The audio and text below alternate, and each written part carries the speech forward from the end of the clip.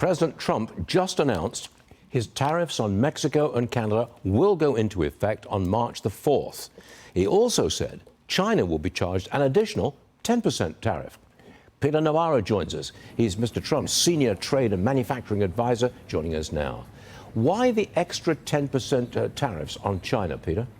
Stuart, just let me say, it's so nice to see you again. And then let me get very, very serious here. A little fentanyl 101. Fentanyl is killing Americans at the rate of a minimum 75,000 a year, and it's probably 300,000 human American souls a year. That fentanyl comes from China, comes over to Mexico and Canada. The cartels mix it.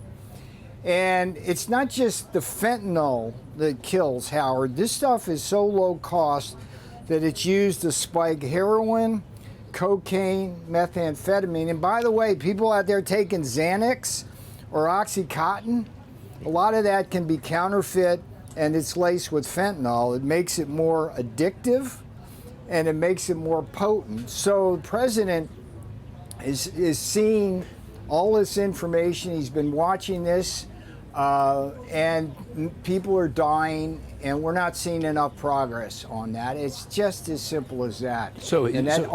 China could stop that in a day. Exactly. And it has not. So that's what the extra 10% tariff is all about.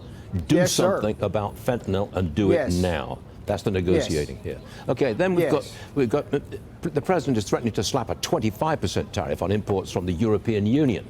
What does Europe have to do to get those tariffs to go away?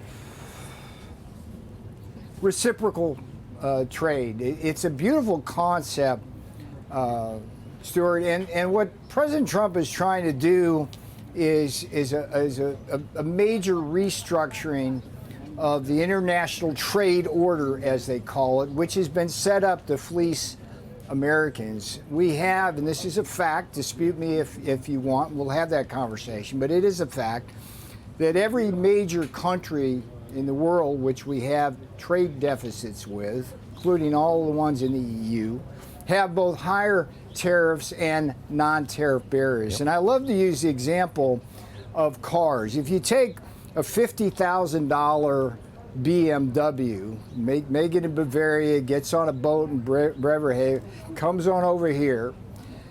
The first thing that happens is the German car maker gets a VAT tax rebate, right? So that car sells for something like in the low 40s here after we put the low 2.5% tariff, okay? We try to sell a Cadillac over there. First thing that happens is we get hit with the 10% tariff, and then on top of that, we get hit with the VAT. And so we're trying to sell a Cadillac over there for the mid-60s, okay? The low 40s for a Beamer here, the mid-60s for a Cadillac there, and as a result, they sell 8 times more cars to America than we sell to them.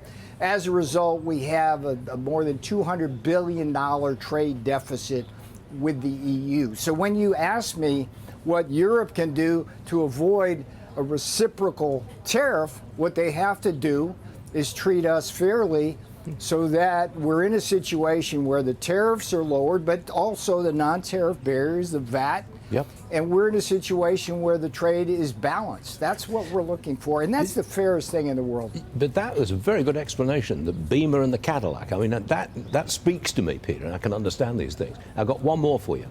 President Trump has ordered an investigation that could lead to new tariffs on U.S. copper imports. Peter, I'd love to talk about this one. Okay, quickly. Does China control copper? In this one. Go ahead. So here's the issue here. In terms of demand, particularly with AI and electric vehicles and electrification, excuse me, of our economy. You know what's happened there? Sorry, just one second. I'll get it back. And what's going on is demand is going to double just in 10 years. Think about that. Electric demand double in 10 years. And copper is a big part of that. It's also the second most important material in the defense industry. And we have a situation here, and it's common to other materials, where we have a global glut, largely because of China capacity, in copper. What they do then with the glut is dump into our markets at below cost prices, and that suppresses our ability to mine, smelt, and refine. And so the curves are going in the opposite direction, supply and demand. And we're in a situation now where under Section 232 of the Trade Act, we are very concerned that imports of copper are going to harm our national security. I got it. And so that's what's going to happen. Now, Howard Lutnick is a revelation at Commerce. It's a beautiful thing to see him work. The president has directed Howard to go do the investigation, and if warranted, to impose the appropriate, recommend the imposition of the tariffs and other things. But we got two great mines, for example, in Arizona, another one up in Alaska. We could provide the bulk of our needs. We were zero import dependent on copper back in the 70s, and now it's like half.